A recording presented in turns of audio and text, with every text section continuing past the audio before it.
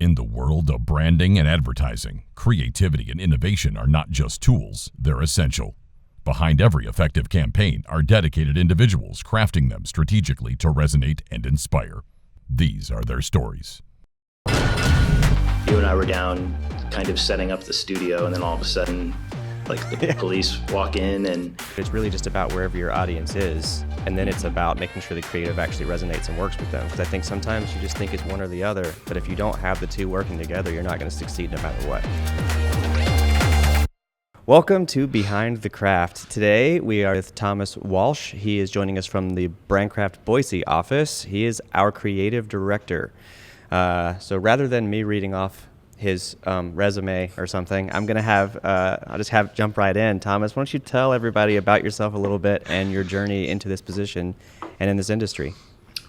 So I started as an architect major in college, and figured out pretty quickly that if I was going to be an architect, I had to be good at math, and definitely wasn't my thing. But I took a typography class as an elective, and absolutely just loved the class, loved everything about it. And at the end of the semester, the professor came up and she was like, "Oh, I'm really excited to have you in the graphic design program and all this stuff." And I was like, "Oh, I'm an architect major." I'm like, "What's graphic design?" And she was just like, "Wait, what? How'd you even get in this class?" And I was like, I don't know, but I did. And so she explained to me what graphic design was, and I was like, I want to do that. And so I kind of changed my major for the final time that time, and jumped into the graphic design program at Boise State, and finished. When I finished at Boise State, I mentored, was a part of AIGA, which is like the American Institute of Graphic Artists, I think, or something like that. And they had a mentor program where you got paired with somebody from the community, like a professional. And I got paired with Paul Carew when I was at Boise State, who I still work with today. And he mentored me while I was finishing up school, and then he hired me once I got out of school, and we've kind of been working together ever since. He started Caruco. BrandCraft bought Caruco a few years ago, and so that's kind of my journey. So we're going to talk today about a campaign you and I worked on together. So it's for the Idaho Education Association. But could you tell me a little bit about who they are and what kind of work we've done for them in the past? Yeah, so the Idaho Education Association is a national organization that goes into each individual state and advocates for school teachers, educators. It's similar to a union of sorts, where they kind of rally behind all of the educators for the entire state of Idaho. And that can be anything from whether or not it's like a kindergarten teacher through K through 12, high school, or even your administrators as well. It does cut off at the K through 12 level. It doesn't go into college and university, but they're basically an advocacy group for teachers and educators. It is a member led organization, and so they do need teachers to join and become members. It's not like just because once you get your diploma and you become a teacher, you're part of this organization. You still have to become a member, and you have that choice if it's something that you want to be a member of. But they'll advocate for you and for the state of Idaho and just education as a whole in the state of Idaho.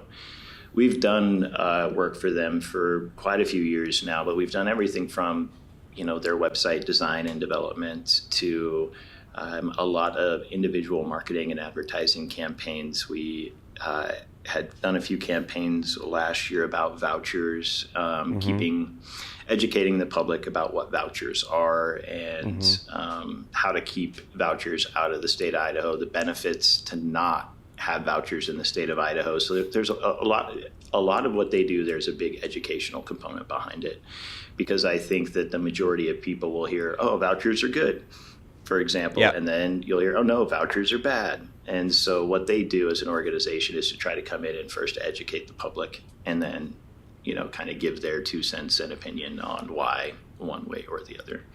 Yeah, what they are and then how it affects educators in the school system as a whole. It's interesting too because, like you said, they do need members. They're member-led. They exist because of members. So the audience kind of shifts depending on what the campaign is. A lot of times, sometimes we do campaigns to educators because we're trying to get them more members, or explaining to them why it's important for them to sign up and be a member. And then other times, like the campaign we're going to talk about today, it is more educational based and more about the importance overall. It's more of a general audience and not just educators, but everyone in the state of Idaho. So and it does. We just finished a really great one as well too. We worked on it last year, but with there was some legislature that was being put forward for the state of Idaho. Right now, if you are a member, your dues will come out of your paycheck automatically. So if you become a member, right, you can sign up. They'll take the money directly out of your paycheck. One of the tactics that opposing organizations have taken is to, well, since you're technically a state employee, you can't give your money to a union. And your employees can't give money to a union. So therefore, you can't automatically have money taken out of your paycheck to pay a union. And so we were tasked with doing a campaign of trying to get their current membership to switch from the automatic withdrawal or coming out of their paychecks directly to just, here's my debit card or my credit card where you can take my dues out of so it doesn't automatically come out of my paycheck.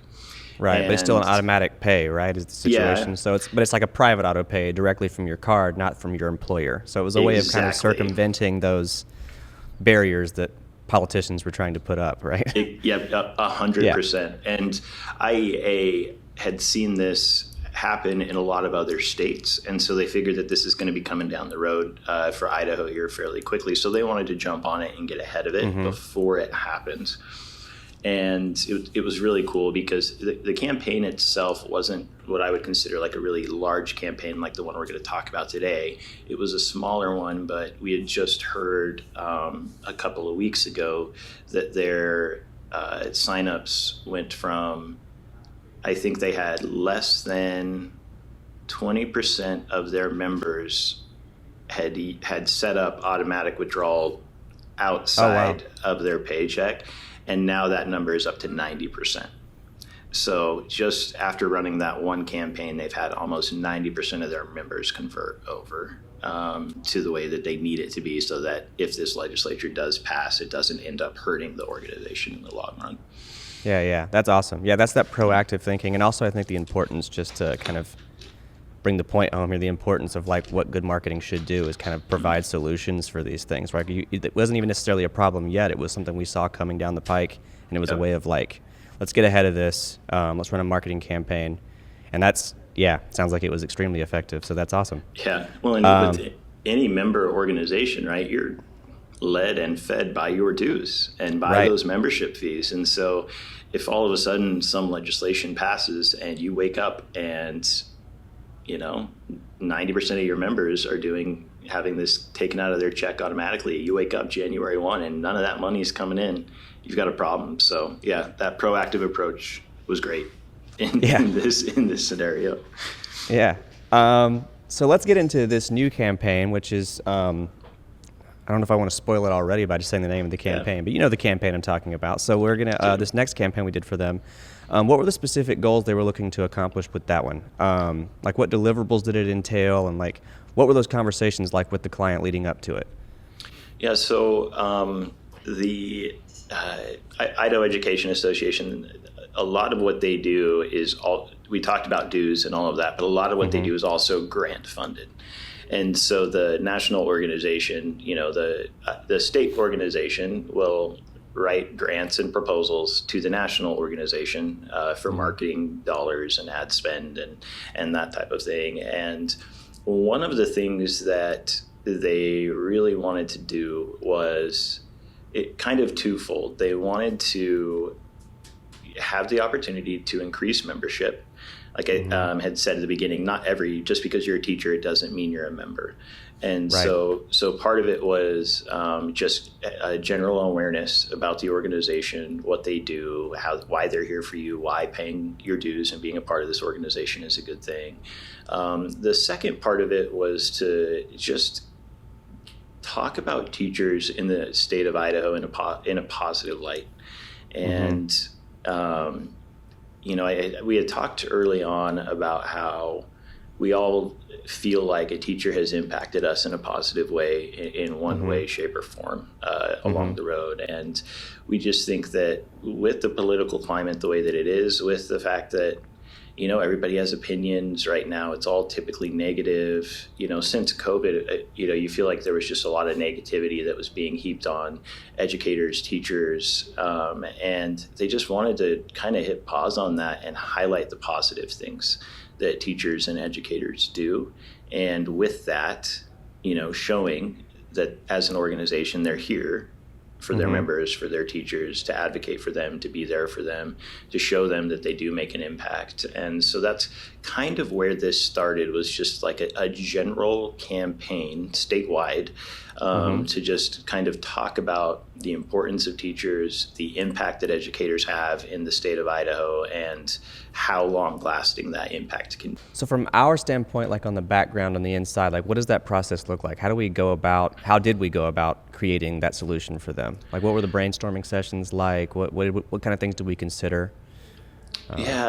So we started, I think like anything, and working with any good client, a lot of this happens over time, right? Like I think thinking back, we came up with this idea while we were working on our last campaign that had nothing to do with that campaign, but we kind of, I remember you and I had talked through it and we're like, ooh, this is a good one. We need to hold on to this. And I think that once we kind of got that idea and that spark, it was like, all right, how do we turn this into a campaign? And first off, IEA has to come to us with, hey, this is the grant that I'm going to go after. This is, it's going to be general awareness, which is great. You can do a lot with general awareness.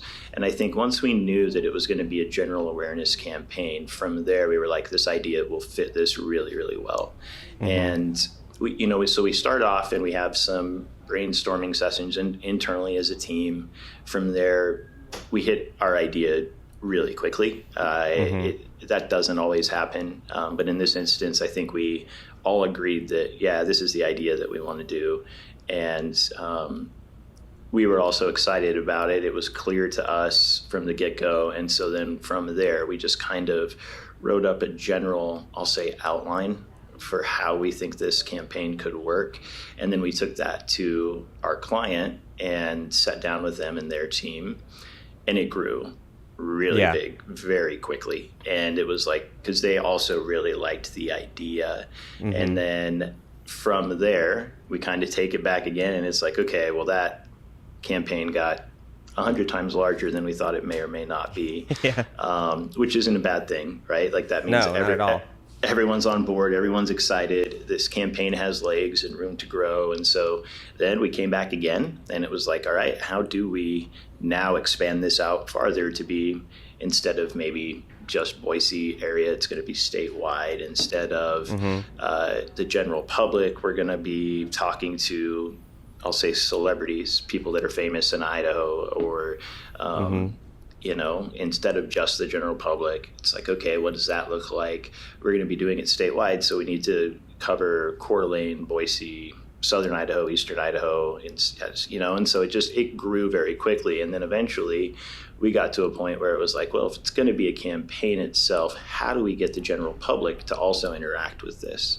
And so it's for it being just a general awareness campaign and educating the public about the organization, but more so teachers, it kind of shifted. And from there, it was like, well, no, we do want to do that, but we also want to educate the general public about all the good that teachers do in the state of Idaho too. So it kind of started to pivot, and the target audience, I'll say, kind of started to pivot and shift a little bit. But the ask was still the same. It was still general awareness. We still want to have memberships come up. We want to have this interaction piece. And so we kind of had to go back a third time and figure out, all right, how do we make this interactive for the general public? And we can talk about some of those details and stuff as well too. But Yeah. I think it did two things in that way. When you make it like a general awareness and we put it out to the public and other people are seeing it, then that feedback and seeing how the community reacts to that is kind of proof of that advocacy to their people that they want to be members. So it is sort of doing both. It's showing like, look, this is us advocating on behalf of you. We spent the money, we're putting the effort in to do that. And then also for the general public, just remembering why it's important, which is makes them trustworthy when it does come time to educate the public and get them to help advocate on behalf of teachers. It's general advocacy, but it's still, it's doing both of those things. We had to find a way to do both of those things with this campaign. Yeah, absolutely. Yeah, I think the other thing you touched on too that's really important, I think, on the marketing side of it also is when we talked about how do we get the general public to interact, and it's also a way for us to help measure success for this campaign, because when you do something so general, which I don't think we've touched on yet, this is everything from like billboards, it's like on the side of buses, right? It's like everywhere, television, radio. It's like we had to find a way somehow to say, well, how do we measure the success of those things? What do we do to see how many people are interacting and how they're reacting? On the digital side, obviously we have those numbers, we can look at views on the video stuff, but with the other stuff, and so that's where we kind of implemented that idea that maybe you want to touch on what it is that we did there. Yeah, so when I started out, I kind of said that we had this idea that everybody's been impacted by an educator. And when we say that, we aren't necessarily meaning like reading, writing, arithmetic, right? It's more lifelong lessons or goals or, basically, I could think back to a time in my life where a teacher that I had in kindergarten, so I grew up in a really small town, Wendell, Idaho, and the majority of the kids that I went to school with in kindergarten, I graduated with when I was a senior. And so at our high school graduation, our kindergarten teacher spoke because she had most of us in kindergarten. And so she spoke at our high school graduation. And I just remember the impact that kind of had of, being in that small kind of tight-knit community. But just the impact she had on my life. And, you're 18 years old and your kindergarten teacher's up there talking about how, Thomas was afraid to come to school and we could barely get him inside the door. And I'm just sitting here like, wait, what? And but it was just kind of that, it just made me think of the impact educators as a whole have on us, and in ways that I think, aside from the learning side of things, the reading, writing, math, it's bigger than that, right? They have more of an impact on the people, the kids, everybody that they work with. And I think we all kind of thought that we could all think back to a teacher that has had a positive impact in our life. I know that I'm sure that there's teachers that had a really negative impact in my life, right? But the positive outweighed the good, or outweighed the bad by a ton, at least in my experience. And then when we started asking around to different people as kind of a proof of concept, everybody we talked to had a story. Everybody had a story about a teacher, and none of those stories were about, they taught me how to do math, right? It was, no, they taught me how to have self-confidence. They taught me how to, come out of my shell and be brave. They taught me how to, and so the impact that teachers have is so great. And we wanted to focus on that. I think that in Idaho, right now politically, we do talk a lot about the negatives when it comes to education, like, the curriculum, and what are we teaching our children, and this and this and this. And I think that a lot of times we can miss the bigger picture, and we wanted to take a step back and focus in on that bigger picture. So we came up with the idea of the campaign is called Because of an Educator. And that idea is just that I am who I am. I am brave. I have confidence. I made it to where I am because of an educator in some way, shape, or form. And so we wanted to focus in on that. We wanted to find and talk to Idahoans about the impacts educators have had in their life. And IEA decided this started as like a general, like, we'll talk to people on the street. We'll just talk to anybody. And then we got to a point and we were like, well, there's some pretty remarkable people in the state of Idaho and we can talk to them. And so when it grew to like talking to the governor or, Kristen Armstrong, who's a 3-time gold medalist, I believe. Something. Yeah. And, we've talked to people that have started their own businesses and started their own businesses, started working with children in their own way, not necessarily as a teacher, but and with after school programs for the Boise Rock School. Yep. And we have a list of people that are quite remarkable that we haven't even gotten to yet that will continue to grow and develop throughout this campaign.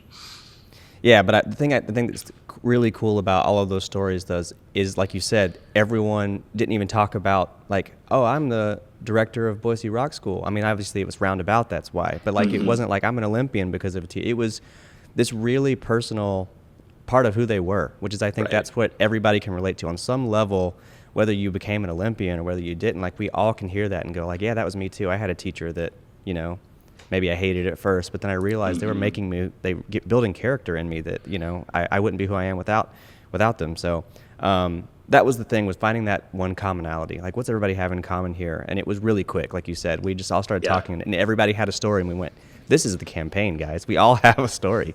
Yeah. And if we can get everyone to remember a teacher and remember why that's important, then that advocacy becomes obvious, right? It's like, well, how could I not advocate for my Mrs. Green, right? Whoever was my teacher, that, you know what I mean? One of the things when it comes to the advocacy or the awareness, or for this campaign, right, like this general awareness, knowing that everybody has these stories, we thought that would be a really interesting way to get people to interact with this campaign. And so that way it's like, we had talked about earlier, like, oh, I'm brave because of an educator. I became involved because of an educator. I think that since everybody had those stories, we could get the public to interact with us. Just because, some of the people who were first highlighting are quote unquote celebrities of some sort. That doesn't mean that teachers haven't impacted everybody. And so we wanted to create a landing page of sorts where, we could still have this general awareness. You could learn about the organization. You could take a minute to kind of pause, reflect, and appreciate teachers that you've had in your life. But you could also share your story. And so now we're in the process of kind of gathering the general public story and the stories that they're submitting, and the traits and characteristics that have been instilled on them by teachers as well, too. And so as a campaign itself, it's just starting to grow. And it keeps growing, and I'm really excited to see where it goes. Okay, so what does the visual style communicate to the audience, and how does it help achieve the goal of this campaign? So I think that visually it's always hard, right? Especially because we started with this campaign, we started with television and the TV ads. And so creatively, we're in there, we're setting up the studio and getting everything ready for the video shoots, and questions ready, people coming in, sitting down, interviewing them. But visually, there's not a lot that goes with that, because it's like you're focusing in, you want people to focus in on the individual. You want them to focus in on what that person has to say. And so to start with, you don't want to muddy that up with a bunch of different visuals, because you want the impact and that person's story to be the focus. And so to start with for television, we kind of just did that. We took a step back visually from a creative perspective visually. We didn't just hammer people with visuals, and we wanted to get the stories across. From there, kind of pivoting into, once we had the first, I think, 4 TV commercials and spots finished and filmed, from there it was like, okay, well, we're going to have digital ads that we're going to be running. We're going to have billboards that are going to be all over the state. We're going to have radio. We're going to have all of these different parts and pieces. And once we got into that, we kind of took the branding of the organization, like their brand colors, which are, at the time, it was kind of fairly corporate, blues, whites, greens. And one of the requests that we had is like, we need to make this a lot more approachable. And it needs to feel more personal. It needs to feel like somebody less corporate, for lack of a better word. And so one of the things that we did is that the story is still what is going to grab somebody. And so we decided that we were going to use typography to draw in, right? And so because of an educator is kind of set in large type, but then it's like you have that really large word, like I'm brave, I'm involved, whatever that word is. But I decided to kind of separate the because of an educator and then do a script or a hand-drawn font for whatever that main word was to kind of help personalize it a little bit, make it more approachable. So their current color palette is fairly corporate with blues, greens, and to make that more approachable, we just wanted to shift it, make the colors more bright, add a lot more contrast. So we darkened up the blue quite a bit, and then we brightened up the green quite a bit to just be able to, add that approachability and make it more friendly. Yeah, I was going to say another thing, too, that you didn't touch on yet is just that from the video side of it, I know the thing that I wanted to communicate was we wanted to pull on that again. We talked about that commonality. Everyone kind of has a memory or so then we were like, well, where can we do these interviews? Where should we shoot them? We wanted to put them in like classic-looking classrooms that kind of harken back to that nostalgia you have of being in a classroom that sort of feels like the classroom maybe that all of us had as kids at some point in high school or, younger. And so that was like one of the consistent visual ties we did with all of them was they all have a similar look and feel, and they're all sort of in this old classroom surrounded by old wooden desks and all the things that like our demographic, mostly of adults, or people were primarily going for. But remember, this is what they remember classrooms looking like and feeling like. So we wanted to kind of give it that texture. That's sort of always in the background. The focus is on the person and their stories, right? We don't want to make it too focused on the classroom, but there's that texture there that always kind of, you remember being a student as you listen to them sitting in a classroom telling the story too. Yeah. So, and one thing too that is really important that I kind of glanced over, but the organization is for advocacy for public school. Right. And so the idea that the people that we were talking to was like because of educators, but it is meant to support public education in the state of Idaho. And so that was very important to them and should be, right? And so I think when we, that was so funny because we were like trying to think of visuals, and then like my kids are in junior high and elementary, and I'm like, man, their classrooms are so different than ours. Yep. I don't even know if they have desks anymore. It's like, oh, there's the beanbag section, and here's the reading section, and they're all at like conference tables, and they shift around. And so some of those visuals, some of those visuals, I was like, I don't know if they're relevant anymore. Right. Even lockers, like no one has a locker anymore, or books are starting to go away, that's the most bizarre to me. It's like books aren't really associated with school anymore. Now everyone has a computer or an iPad they take home. Education is certainly changing. But again, our audience is mostly people our age and older. So we were like, we'll make it pull back to those memories. The visuals will reflect what we remember classrooms looking like. Yeah. You talked about how there's so many different versions of this campaign. We talked about how there's billboards, how there's just design elements and static imagery, and not just video. So what role does like consistency have in its success? When you talk about like, how did we, first of all, I guess you could talk about what did we do to keep it consistent despite whether it was on radio or whether it was on video or whether it was on a static image, what kind of consistency? But then I think overall, just as advice for people, like why is that so important in a campaign's success? Yeah, I think that when it comes to consistency, whether you're doing branding or you're doing a campaign, it is the most important thing. But one of the things that tends to happen is you can do, for example, we're doing 5 different billboards for this campaign. I have seen it done before where you'll do a campaign and, you could do the first billboard and you're like, all right, that one's really good. And then you do the second billboard, and for some reason, the design changes so drastically from that first one that if you were just walking on the street, you're not going to necessarily tie those two things together.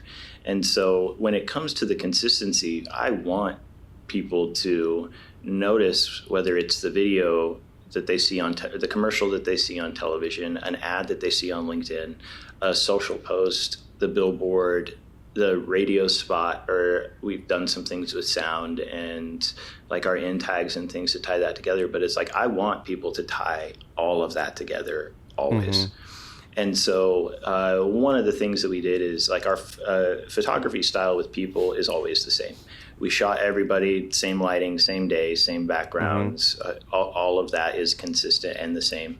Same with the shoot for the, I keep calling them commercials, but the video ads that we did, same thing, same shoot, same day, same location, same lighting.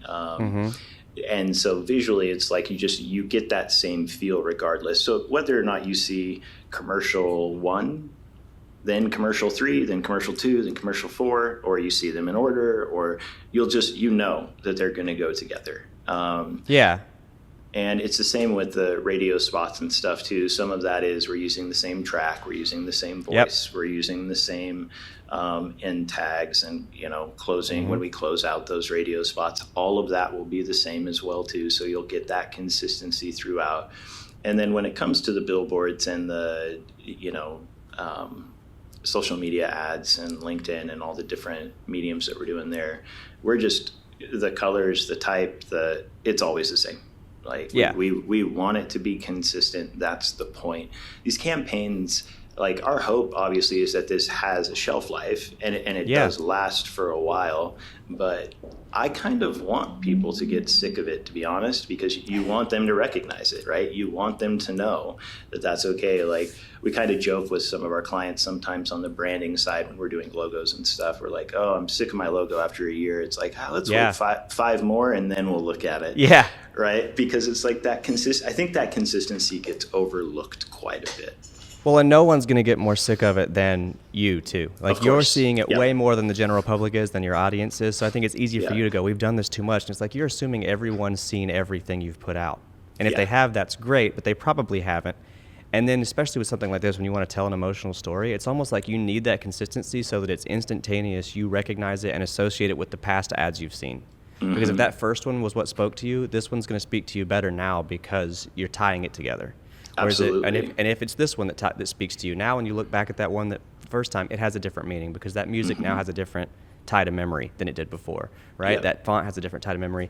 And then the other thing I always look at too is I go, like you said, if it gets boring, to some degree that's good, because if I just know it's instantaneously an ad for this company, the message now is what I'm reading first. Exactly. I'm not looking for who it is, which is that's the most important thing, I think, in something like this, is we want you to read the message. So if I look at it and go, oh, I know those colors, my brain automatically associates it with IEA, for example. Now I'm reading the text. I don't have to even spend the time of extra time looking around going, oh, is this for IEA? I know it's IEA as I'm reading this message. And that way the message is resonating with me first and not the mystery of trying to figure out who it is. Yeah, that's a great point. So anyway, that's always my approach to that. I love that, though. You're right. People always say, well, I'm getting really bored of this. And it's like, well, yeah, you are. You're seeing it every day. But not everyone else is. So let's give it 5 more years. I love that. That's good. Yeah. Cool. So on a campaign like this one, we've talked about I don't know if we've really gotten into the details of what the challenges are, but what are the big challenges for something like this? I think that, to be honest, one of the challenges was the people that we were interviewing. Right? Yeah. It's a little bit different when you're like, okay, I'm just going to go and interview people on the street or talk to, the general public about teachers and an impact that they've had.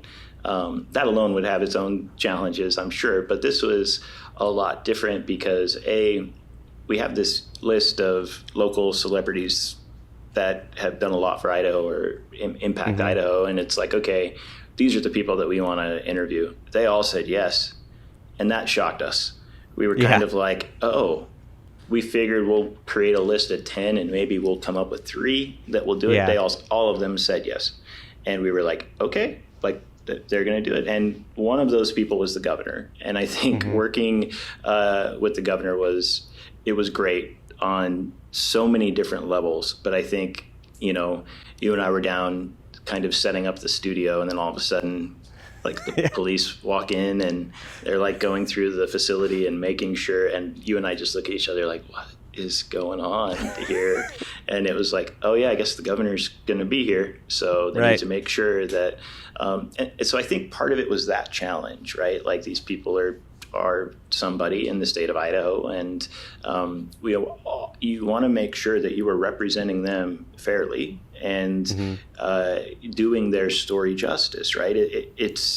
they're taking the time to tell their story and share it with the state, we want to do it justice and make sure that we give it its due and give it the space that it needs. And so I think that was kind of a challenge to be like, all right, like, how do we give this enough air so that it comes across and that the people who are giving up their time to help support this campaign are being heard and their story is coming across in the way that they would want it to. So that was challenging, I think. Yeah. What's funny is I never really thought about it this way until I'm hearing you remind me of that story again. But man, how awesome is that too, as proof just of what this client's able to do for like their members, right? Having the governor, I hadn't even really thought of this before, but having the governor just kind of shows like, look, these are the people we have in contact that we can speak to. It kind of shows that power and how much reach this organization actually has in terms of advocating on behalf of their members. But I think it also speaks to and reinforces just the truth of the importance to teachers, that these people who are so important were even saying like, yeah, like they said yes. They didn't say, oh, I don't have time for that. It's like, I have time to go talk about a teacher that I really, care about and that made a big impact on my life. So it's doing two things there that I hadn't even really thought about until I hear you tell that story. That's really cool. Yeah, I think another challenge is always just the different mediums that we're going to be working with, right? Digital, radio, video, billboards. On the billboards, one of the challenges is we have digital billboards and we have poster billboards, the flat ones that printed that you see all over the place. And for the printed billboards, people, whether it's a headshot or the person whose story we're telling, that works really good in that medium. The photography turns out really good. The printing looks really good. On the digital billboards, people don't necessarily turn out as well, and it's just because it's bulbs, right? Like it's colors, it's pixels, it's squares, and so like that part can be a little challenging. So we had to. I decided to come up with, when we're doing our digital billboard run, we're just going to have a more general one that isn't necessarily focused in on just one individual. It's more about the organization, and so that was kind of not a challenge, but a little roadblock that we had to come up with. The other thing, and that happened, and I think that this happens with a lot of really good campaigns, is the client was so happy with the look and feel that we created that they wanted us to start applying it to their website and to their current branding, and they just were like, oh man, this is the feeling that we want as an organization.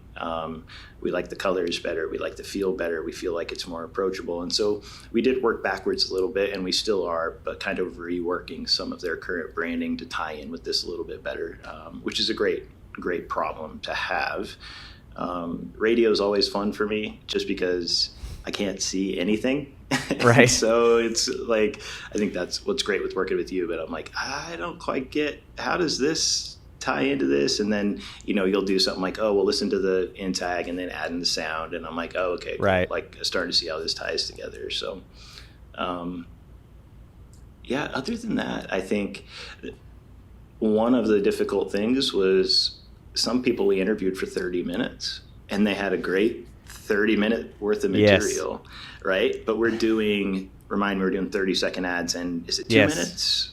Like 1 minute. A minute? 60s and 30s, 60s and 30s. And so it's like, you interview these people, and typically you could do a half hour, and if you get 30s out of it, that's good. But when people are passionate, they're excited, and they're behind what they're talking about, we got a ton of great material. And so I imagine that was really difficult as well, was like, how do we pare this down? How do we get this down to 30 seconds? And so that definitely was a challenge. So say you're an organization or you're a business that's looking to do something like this. You need a big kind of general awareness campaign. What advice do you have for them? Like, how can they make this easier, make sure it's more effective whenever they come to an agency and it comes time to get started? I think when you're looking at a campaign like this as an organization, one of the most important things, and this is not an exciting answer, but is your budget. The budget makes such a big difference, because I don't think people always realize what it takes, right? Mm-hmm. And I'm not talking about like on the creative side or the video side, but it's like, no, you want to run 5 billboards, you want it to be statewide, you want to do radio spot. Well, you have to pay for all of those different things. When we first decided to do this campaign, it was like, oh, well, we want to get it out before the holidays start. And it's like, okay, we could do that. Well, it was an election season.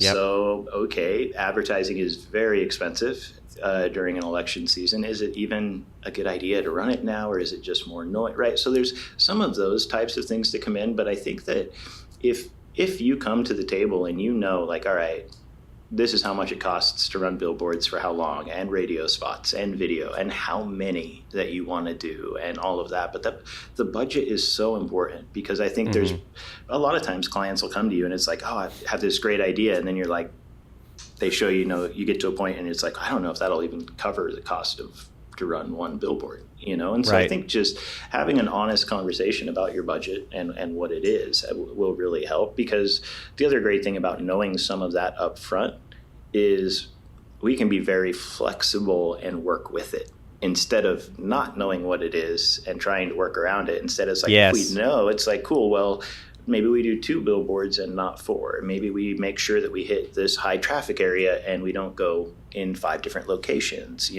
Maybe we only do 30-second ads and we don't do a minute, like there's a lot of different ways that you can go. But I think having that budget up front makes all the difference in the world. Yeah, I mean, you want to maximize the impact no matter what, but it's like we can't really do that if we just start pricing out. We're going to do TV, this, and it turns out you only have, the budget to run one TV ad, and now we've shot or produced however many. The other thing too, one of the things that I think is important when you're doing a campaign like this is understanding from the beginning that you may not get a ton of impact off of one thing, right? So like if you just decide, okay, we're going to do a social campaign, for example, and it's going to go statewide, and it's going to be all these different things, right? Like, you have to have some patience with the campaign itself to let it get up and running. But at the same token, you need to hit the marketing on a ton of different areas. It's like you can't just run one thing one way and be like, yeah, these are the results we want. And so you do need to be open to have that, to look at some of the more traditional advertising mediums that are out there. I think right now we do a ton of digital marketing and advertising here, and it's great. Like we love doing it, but I think that a lot of times the traditional advertising mediums get overlooked right now, and some of those traditional advertising mediums still can give you the biggest impact that you can get. Like, we still all look at billboards when we're driving down the road. We still listen to the radio. We still, and it's like, so don't overlook the traditional advertising mediums when you're going into these types of campaigns. Yeah, it's just the same as, I think we talk about this, it seems like on every podcast in some degree this comes back, but it's really just about wherever your audience is. And then it's about making sure the creative actually resonates and works with them. Because I think sometimes you just think it's one or the other, but if you don't have the two working together, you're not going to succeed no matter what. Right. You can put the right ad in the wrong place, it doesn't work. You put the wrong ad in the right place and it doesn't work. You kind of always have to have both of those strategies working together. Yeah, definitely. Well, thanks, Thomas, for your time. I appreciate it. This was a lot of fun. And Yeah. I'm sure we'll talk again. I'm sure we will too. I'm excited to get this out in the world more so like it is now, but like starting to see more of the impact and just how the campaign's going and all of that type of stuff. So yeah, it's really, really great work, and I'm glad to see that we're already getting responses is cool, because it is really, it's fresh. Like, it's just now kind of hit the world, so that's cool. Oh, yeah, for sure. It's going to be great. Awesome. Talk to you later, Thomas. Thanks very much.